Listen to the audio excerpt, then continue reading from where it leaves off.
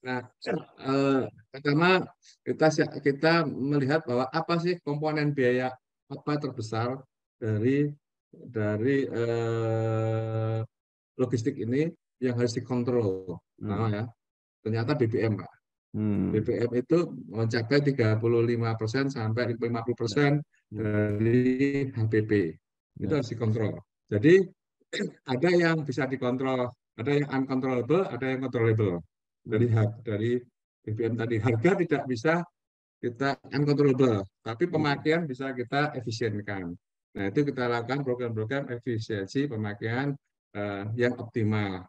Kita atur kecepatannya, kita atur supaya tidak mampir-mampir yang tidak perlu Ya. gitu. Contoh Ya. tadi kita ada trackingnya, kemudian ada itulah satu. Yang kedua adalah bagaimana supaya eh, pricing kita, harga kita bisa memasukkan unsur kenaikan tadi menjadi fair di dalam Hmm. harga.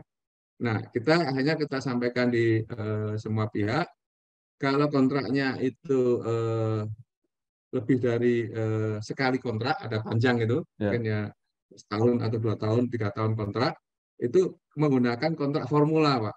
Hmm. Jadi ada formula BBM dimasukkan variable cost sebagai Ya. variable cost. Jadi kalau BBM naik, harga kita juga naik. Tapi Ya. kalau harga BBM turun, kita turun. Nah, ini jadi aman. Ya. Nah, mengamankan itu membuat pilot menjadi terhindar dari apa namanya tadi fluktuasi yang menyulitkan bagi harga BBM bagi pilot.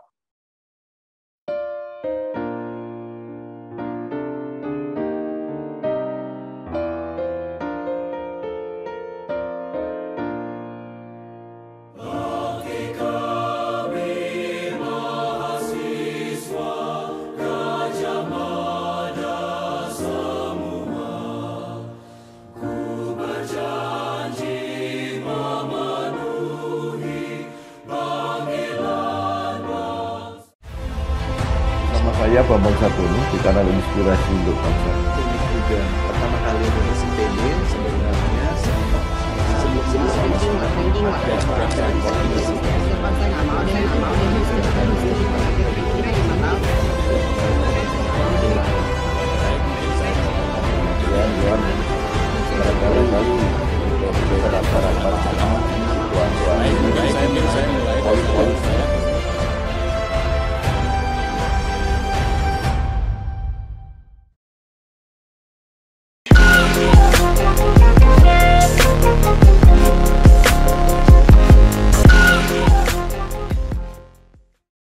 Assalamualaikum warahmatullahi wabarakatuh. Bersama saya Bambang Sadono di kanal Inspirasi untuk Bangsa. Mudah-mudahan kanal ini selalu bisa memberi inspirasi, motivasi, dan edukasi. Kami sedang mempersiapkan beberapa video wawancara untuk ikut memberi makna 73 tahun Universitas Gadjah Mada. Menurut rencana wawancara ini akan kami bukukan, melanjutkan buku pertama yang sudah terbit. Saat ini saya sudah bersama dengan salah seorang alumnus UGM, yaitu Bapak Tenta Minarto Tri Februartono. Beliau saat ini menjadi Direktur Utama PT Pupuk Indonesia Logistik. Apa kabar, Pak? Alhamdulillah baik, Pak Bambang. Iya. Pak Tenta Minarto ini lahir di Purworejo 20 Februari 1965.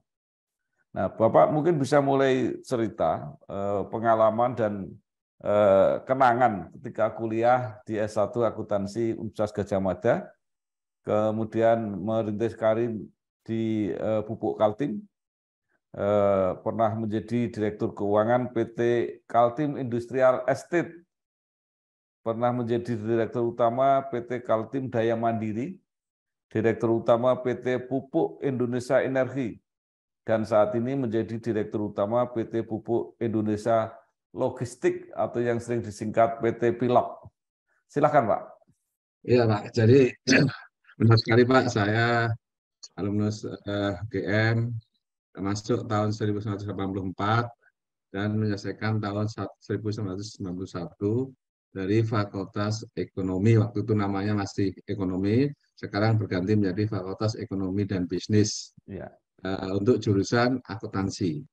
Jadi sebetulnya ceritanya saya sederhana aja, mengalir.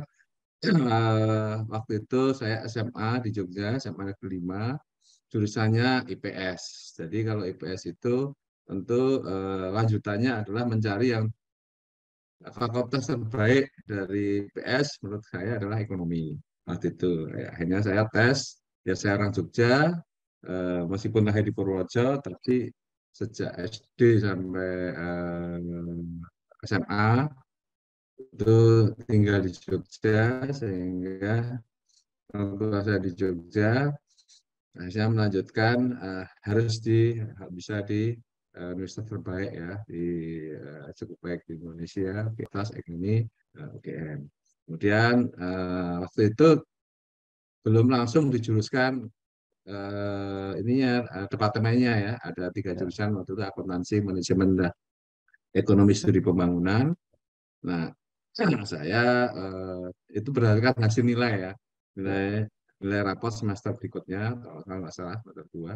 Alhamdulillah saya bisa masuk di akuntansi sesuai yang saya harapkan, karena memang waktu itu hanya mengalir yang terbanyak, favoritnya adalah akuntansi waktu itu ya, karena sebetulnya sehingga persaingannya sulit. Nah, persaingan-persaingan ini yang membuat saya tertarik gitu waktu itu. Ya. Wah, ini persaingannya agak sulit, saya coba bisa lolos, enggak, alhamdulillah lolos, termasuk fakultas ekonomi, kemudian jurusan akuntansi, dan yang mengalir aja Pak waktu itu Ya. kuliah dengan segala kesulitan, karena dulu tidak ada komputer, jadi Ya.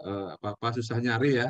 Ya. Buku juga terbatas yang kita miliki, ya, alhamdulillah bisa lulus tahun 1991, dan waktu itu lanjut ke ada namanya hiring di kampus ya. Jadi Ya.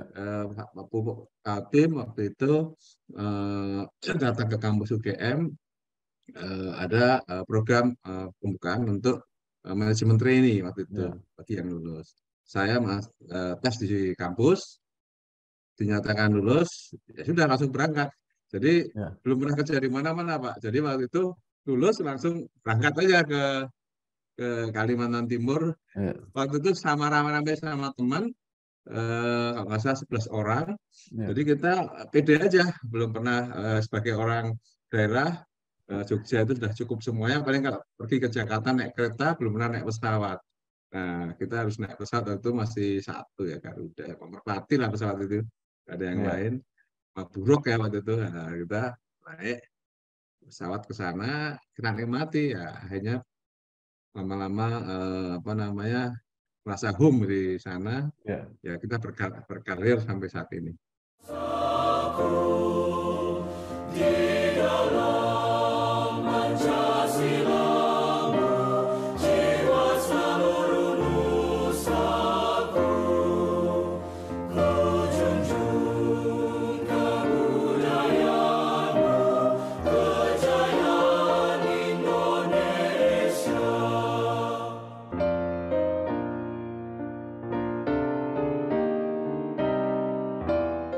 Pak, Bapak ini lama berkarir di Pupuk Kaltim, kemudian ditugaskan di beberapa tempat, tapi yang menonjol menjadi pucuk pimpinan di beberapa perusahaan. Jadi ini kalau melihat catatan ini, Bapak sudah menjadi dirut sejak di PT Kaltim Daya Mandiri, kemudian dirut lagi di PT Pupuk Indonesia Energi, sebelum sekarang menjadi dirut di PT Pupuk Indonesia Logistik. Apa saja Pak pengalaman yang bisa diceritakan selama memimpin beberapa perusahaan itu? Ya, tentu setiap perusahaan berbeda-beda kondisinya, berbeda-beda. Kebetulan latar bisnisnya berbeda-beda, Pak. Ini yang menarik bagi saya, tantangan bagi saya untuk belajar cepat ya, belajar dengan cepat memahami perusahaan yang kita pimpin lah gitu. Nah, apa keunggulan, apa kunci sukses faktor dari perusahaan tadi supaya tetap bisa tumbuh dan berkembang. Nah, ini harus dengan cepat bisa kita pahami. Karena bisnisnya beda-beda. Saya di Kaltim Industrial Estate adalah perusahaan pengelola kawasan industri dan infrastruktur untuk menunjang kawasan industri tersebut. Tentu berbeda dengan berikutnya, saya sebagai Direktur Utama Kaltim Daya Energi, bicaranya adalah supply utilitas, mensuplai listrik dan air. Jadi memproduksi steam, macam-macam kebutuhan termasuk listrik seperti hanya dengan PLN ya untuk kebutuhan industri di wilayah tersebut. Kemudian saya pindah lagi ke Pupuk Indonesia Energi yang waktu itu masih startup, belum PT-nya belum berdiri, belum masih baby, belum ada pabriknya, tetapi memang ditugaskan untuk membuat pabrik utility, mensuplai kebutuhan untuk pupuk grup gitu kan. Nah itu berbeda lagi kasusnya karena perusahaan masih baru, saya harus membuat pabrik, harus mengakuisisi beberapa perusahaan, tentu harus belajar dengan cepat. Sekarang ganti lagi Pak untuk masalah logistik.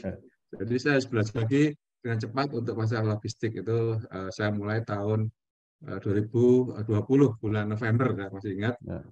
Setelah 6 tahun saya bertugas di Pupuk Indonesia Energi.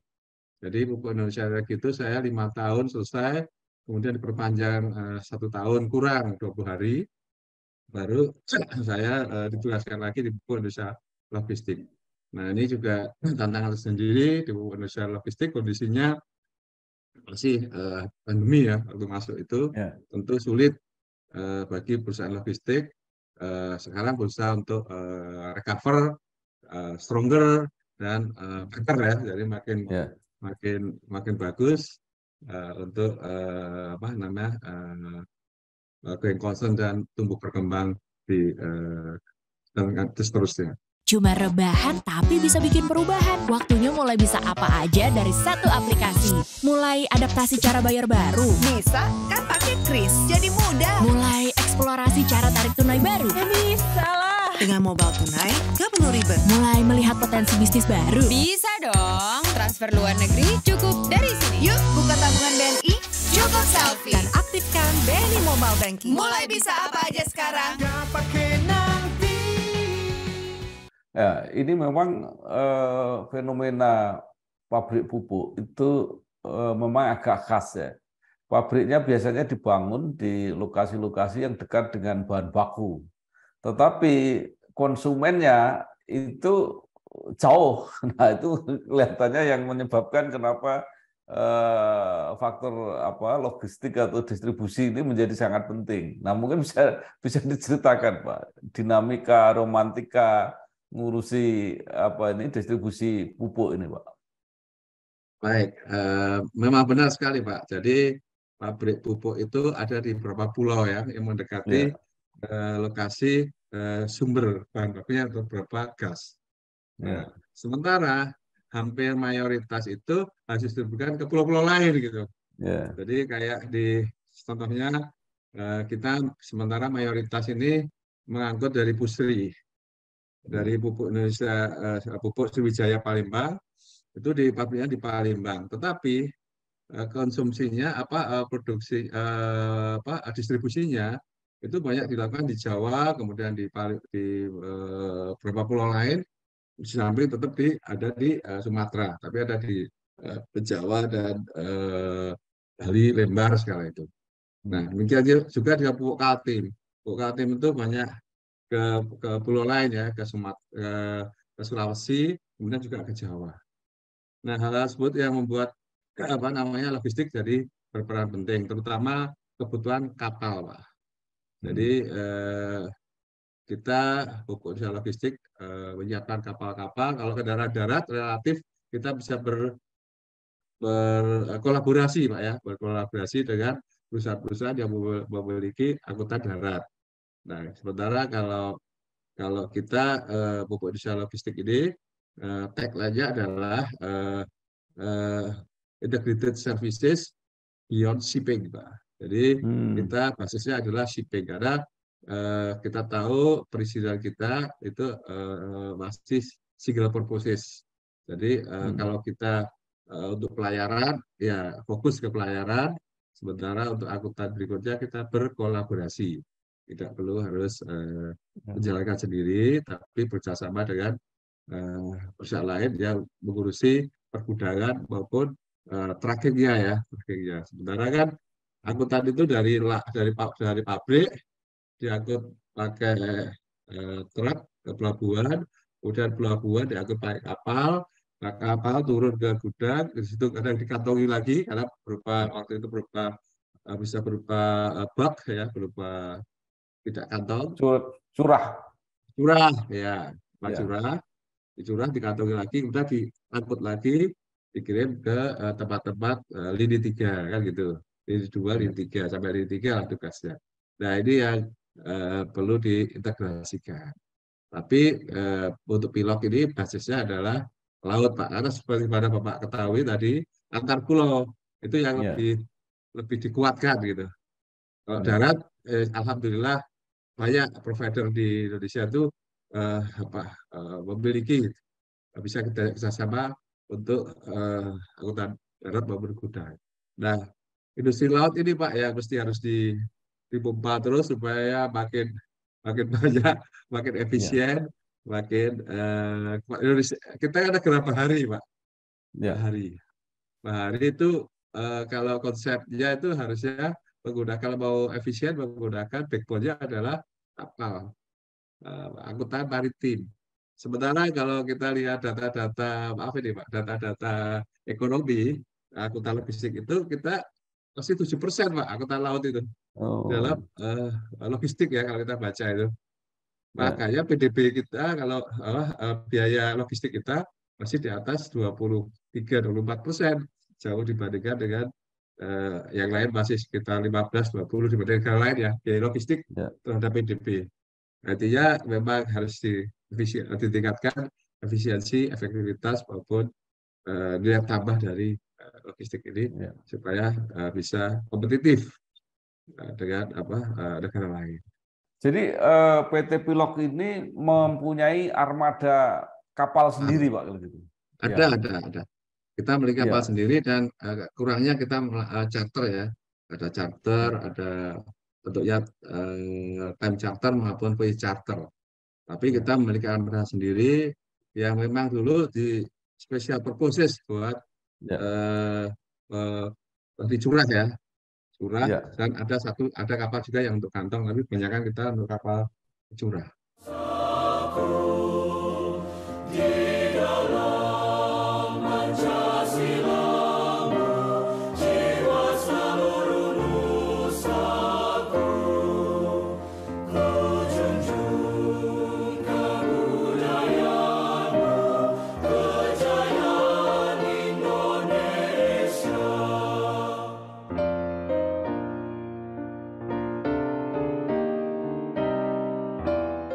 Nah, memang kan kalau curah itu mungkin membutuhkan persyaratan tersendiri untuk kapal dan mungkin tidak bisa dipakai juga untuk yang lain.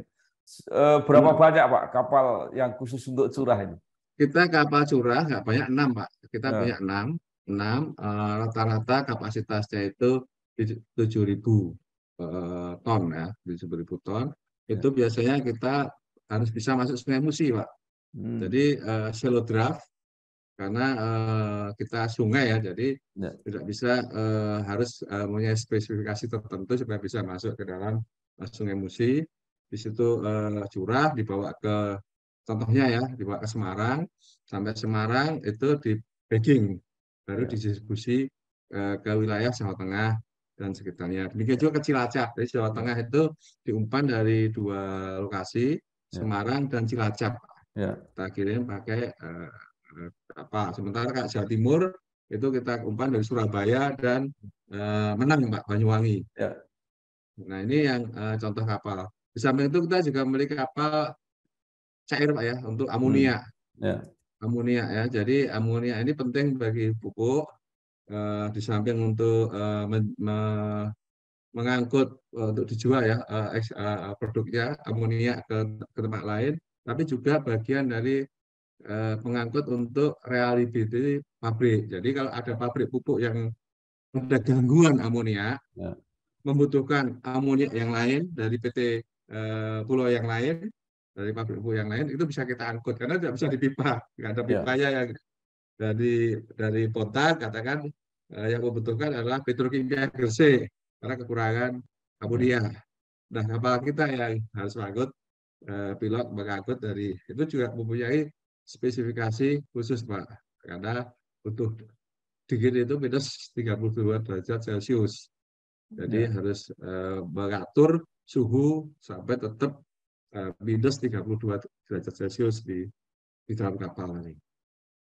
Jadi jadi tadi Pak dinamikanya dari mikir suplai energi sekarang bicara logistik ya. Ya. Dengan cepat.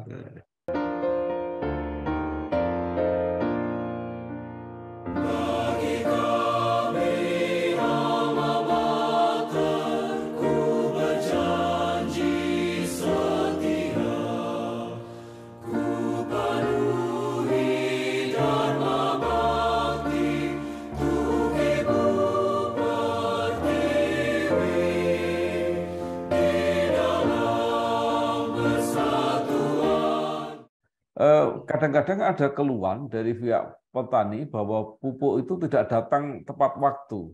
Apakah ini karena kendala distribusi itu, Pak? Kita tuh menggunakan sistem musim tanam baru ngirim banyak enggak? Continue Pak kita kirim. Jadi ada masalah apa namanya dari gudang kepada lini 3.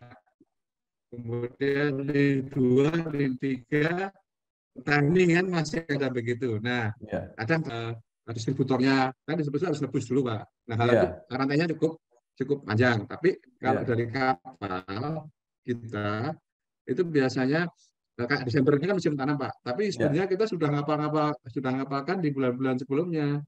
Karena kalau tidak musim ini kan musim laut yang kurang bersahabat. Sudah kapal itu sudah jadi kita menggunakan sistem streamline bukan berdasarkan besok musim tanam sehingga sekarang harus dibanyakin enggak, kita musim apapun kapal itu bergerak terus. Nah, itu salah satu. Kendala yang lain kadang-kadang memang pabriknya Pak.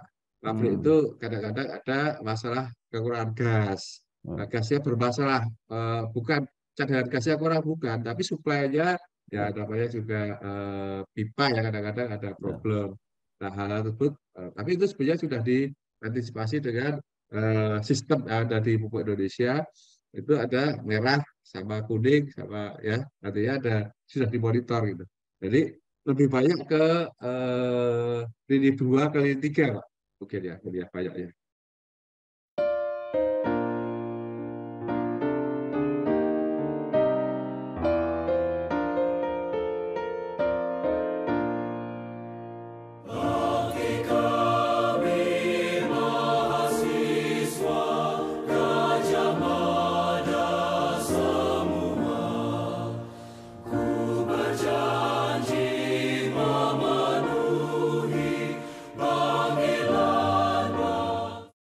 Nah, Pupuk Indonesia ini tidak hanya melayani dalam negeri, tapi juga ada kemungkinan ekspor. Apakah itu juga menggunakan kapal sendiri atau menyewa kapal lain? Kita saat ini pernah beberapa kali melayani untuk ekspor dengan kapal sendiri, Pak. Kita yang sudah itu ke Filipina untuk pengangkut amonia. Kemudian banyak kan amonia Pak. Yang kedua adalah ke Korea Selatan, ke Ulsan itu untuk amonia juga. Nah, untuk urea ini saat ini masih sistemnya adalah FOB, artinya kalau mereka bawa kapal sendiri. Nah, ini yang harus dirubah. Indonesia punya kebijakan untuk bahwa untuk ekspor itu kita akan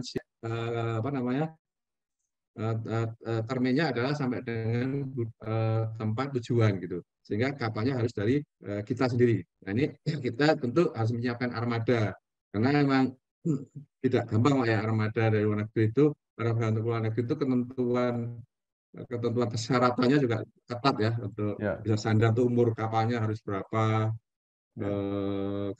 ketentuannya itu harus dipenuhi. Nah, ini yang kita juga berkolaborasi Pak bersama dengan perusahaan lain yang untuk siap melayani seperti itu Pak, bahwa apabila ada kebijakan sudah berubah bahwa untuk penjualan itu ke luar negeri menggunakan CIF atau CFR, Cost and Freight itu oleh Pupuk Indonesia, kita harus bisa mendukung itu Pak. Ya. Nah ini bertahap Pak. Jadi memang masih fokus untuk pupuk itu, untuk pupuknya dalam negeri, kalau pilot, tapi untuk amoniaknya, karena kapal kita bisa ke luar negeri, dan memang kapal amonia itu tidak banyak ininya, apa namanya, jumlahnya, ya, sehingga kita tetap bisa melayani, tadi diminta untuk ke, ya, terutama ke Filipina.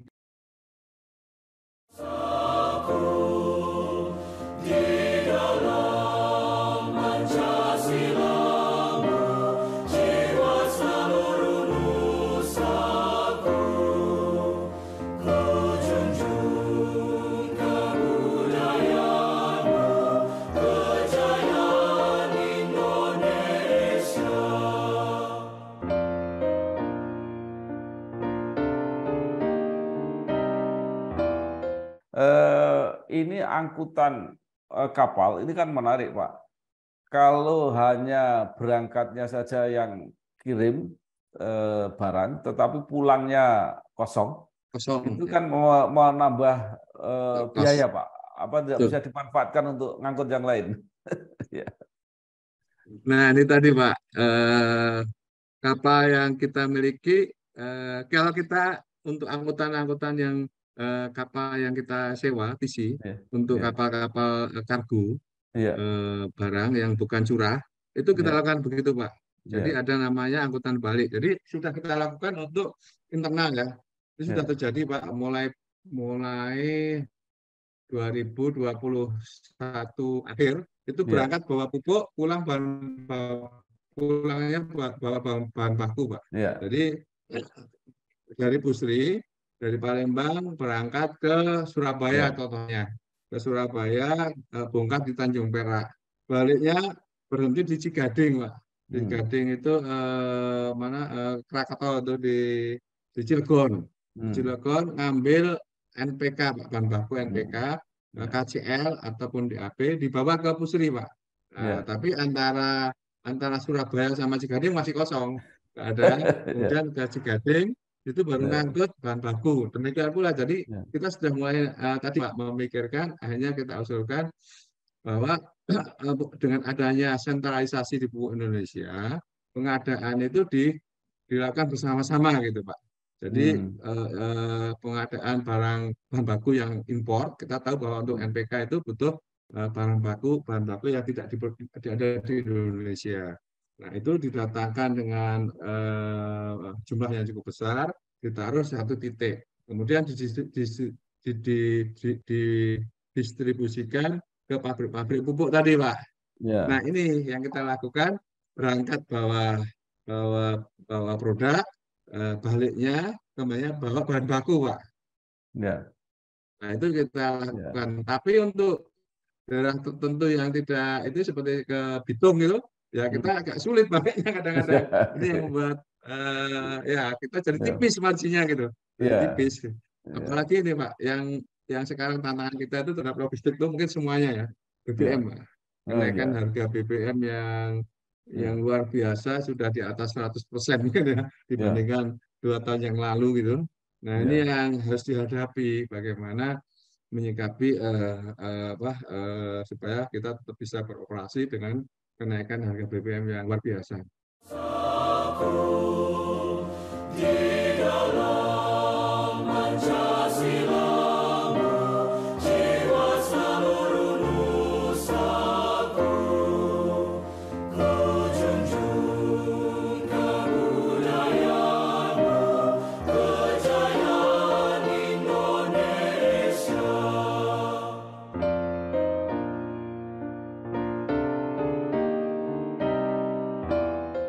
Pupuk Indonesia ini kan punya rencana, Pak, punya program untuk membangun pabrik pupuk antara lain di Papua misalnya. apakah itu nggak merupakan apa Pak ya tantangan baru nanti untuk di bidang distribusinya Pak? Tentu Pak. Jadi semua pihak menyiapkan Pak untuk masalah itu. Kita sekarang sudah kemarin MOU dengan yang lebih senior dari kita, lebih besar, apa namanya, subholdingnya Pertamina, kita ajak kerjasama pupuk PIS ya, Pertamina International Shipping, contohnya Hmm. untuk berkolaborasi. Jadi kita tidak akan melayani sendiri, tapi berkolaborasi Pak. Apabila ada apa namanya, kita buka kesempatan pada rekan-rekan perusahaan-perusahaan pelayaran yang memiliki kemampuan kapal-kapal yang masih bisa dimanfaatkan, itu bisa kerjasama sama pilot untuk menjalankan tugas ini bersama-sama, Pak. Ya. Jadi tidak akan oleh pilot sendiri, di samping juga pilot akan jadi ini apa koordinatornya lah gitu untuk masalah tersebut. Karena memang itu yang harus dilakukan supaya beban tetapnya, fixed cost-nya tidak terlalu besar, Pak. Ya. Ini yang digotong bareng-bareng, Pak. Ya.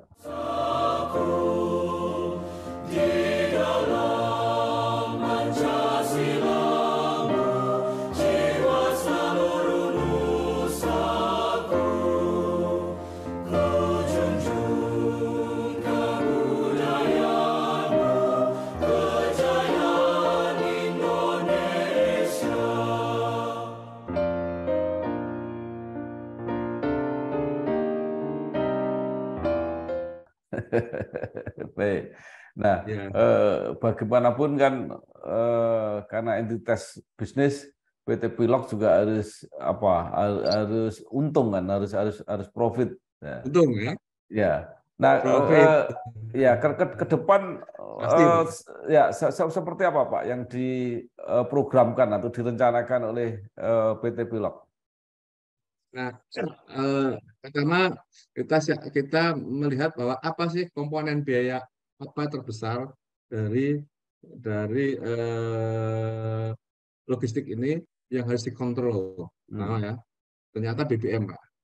BBM itu mencapai 35% sampai 50% dari HPP. Itu harus dikontrol. Jadi ada yang bisa dikontrol, ada yang uncontrollable, ada yang controllable.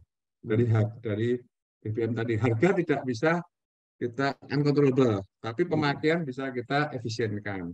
Nah, itu kita lakukan program-program efisiensi pemakaian yang optimal.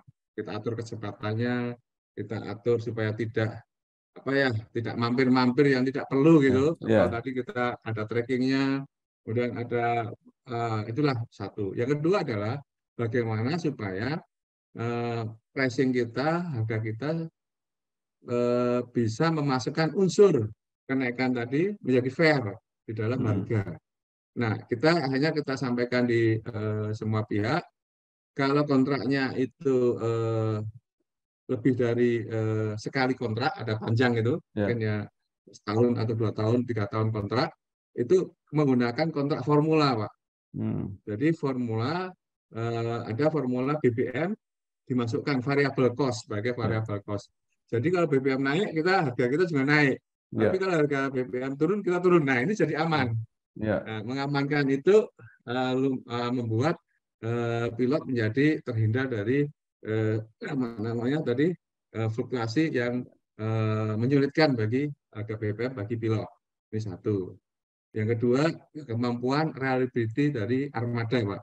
Jadi armada kita harus ready untuk bisa menjalankan tugas. Kita tahu bahwa layar ini cukup aturannya sangat ketat ya, bahwa setiap 5 tahun sekali harus 2 kali docking terus dilakukan. Nah itu ini juga kita juga kesulitan karena industri docking kita juga tidak makin berkembang gitu Pak. Artinya malah banyak yang bertutup. Jadi ya waduh gimana nih kan kemarin pandemi kan.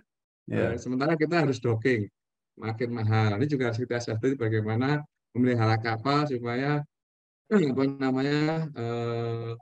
bisa lebih reliable gitu, tapi sesuai aturan. Nah ini yang kita terus lakukan. Di samping digitalisasi, Pak.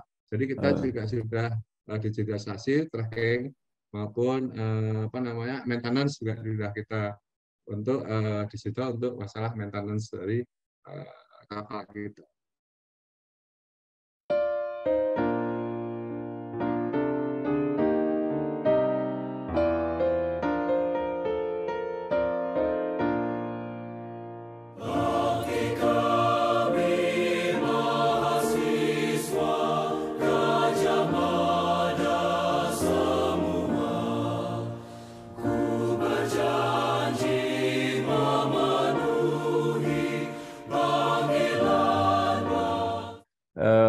Baik, menarik Pak. Sekarang kita kembali ke UGM. Bapak lulusan akuntansi, ya. Tetapi kalau sudah ada di puncak, pasti mikirnya macam-macam, semua terpikirkan, termasuk manajemen, termasuk pemasaran, termasuk macam-macam. Nah, apa Pak bekal yang didapatkan dari UGM selain tentu profesionalitas keahlian di bidang akuntansi? Pertama Pak, saya diuntungkan dengan UGM itu, UGM itu ada di Jogja Pak. Ya. Jadi kita belajar sosialisasi itu lebih baik gitu. Jadi Bapak tahu kalau orang-orang yang Semarang, Jogja itu kan gampang berkawan dengan siapapun lah gitu. Jadi bagaimana cara berkawan dengan siapapun itu diajari gitu. Sosial sosial. Jadi apalagi saya tumbuh di era yang mayoritas waktu kuliah itu hampir 90% itu tidak digital gitu, belum ada komputer gitu. Sehingga mau nggak mau handphone juga nggak ada. Kita bisa berjalan kalau kita bersama-sama gitu. Jadi kita janjian apa itu harus dilatih untuk saling bicara, saling mendekat. Nah, ini membuat kita gampang berkomunikasi, gampang menjalin hubungan. Itulah kunci bisnis salah satunya itu. Kemudian yang kedua adalah struggle, Pak ya. Bagaimana kita supaya struggle itu hidup kita di sana sudah diajari Pak. Kita dengan kondisi yang terbatas, tapi kita bisa menjadi yang terbaik. Nah ini yang belajar struggle, ya, gitu. Struggle, kemudian agility ya. Jadi apa-apa yang sekarang disampaikan itu tanpa sadar di kehidupan kita itu inherent gitu, melekat dalam kehidupan kita sehari-hari. Kemudian ada yang melekat dalam kompetensi tadi adalah problem solving, Pak. Jadi kita banyak diajari waktu itu di akhir-akhir kuliah itu kasus-kasus. Itu kita belajar mengurai suatu problem solving dengan baik. Jadi perusahaan itu sama Pak, setiap perusahaan ada problemnya, tapi kita bisa mencari kunci masalah utamanya sehingga bisa terurai dengan cepat. Nah, itu kuncinya adalah seperti itu Pak. Jadi meskipun kita di tempat baru, ya kita harus tahu dulu petanya, kemudian ini kunci-kuncinya di mana, SDM-nya itu seperti apa, keuangannya bentuk seperti apa, kemudian proses bisnisnya seperti apa, produksinya seperti apa. Nah, ini dengan cepat bisa kita ambil simpul-simpulnya, kemudian kita bisa berjalan sambil terus meningkatkan dan memperbaiki kekurangan-kekurangannya.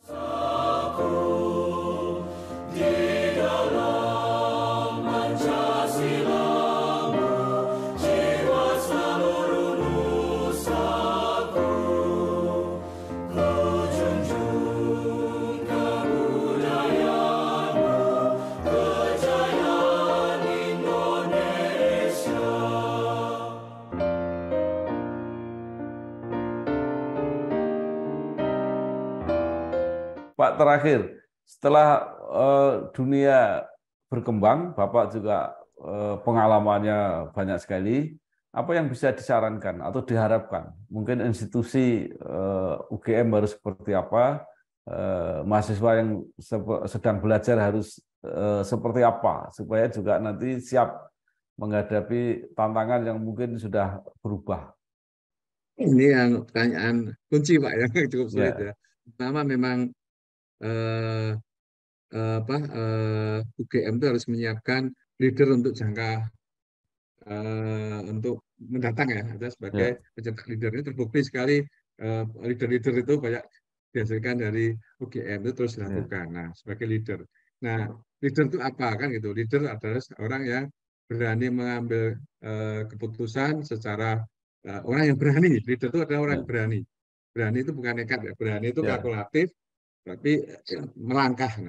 Nah itu harus dibekali ilmu-ilmu tersebut. Nah, salah satunya adalah mungkin perlu banyak mendatangkan motivator ya, ada kuliah-kuliah yang mendatangkan para inspiratif ya, yang Ya. bisa memberikan insight kepada menggugah kepada para mahasiswa, mungkin di tingkat-tingkat awal dan akhir.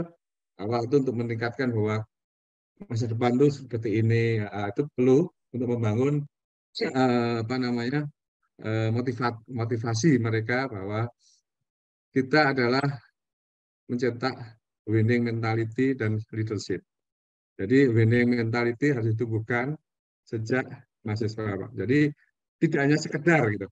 Ya. Winning mental juara gitu. Mental Ya. juara itu harus ditumbuhkan sejak mahasiswa awal dan bahwa dia disiapkan menjadi seorang leadership itu nanti bisa jadi entrepreneur, pengusaha itu leadership kayak gitu.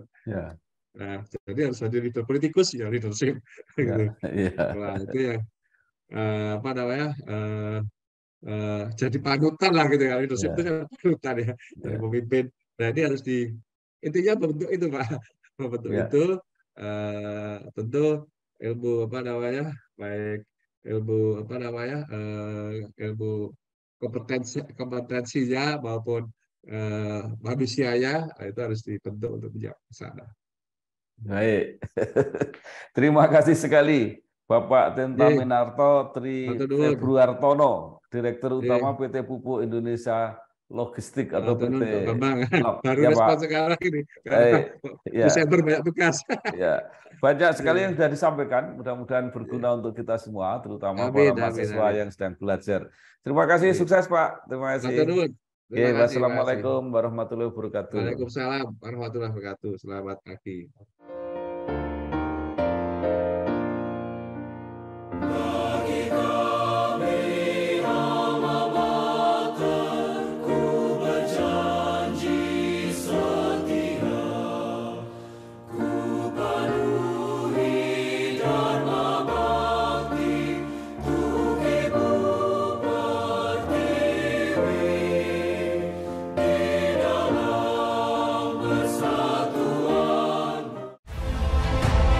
Saya Bambang Sadono di kanal Inspirasi untuk Bangsa. Ini juga pertama kali nulis IPB sebenarnya sebelum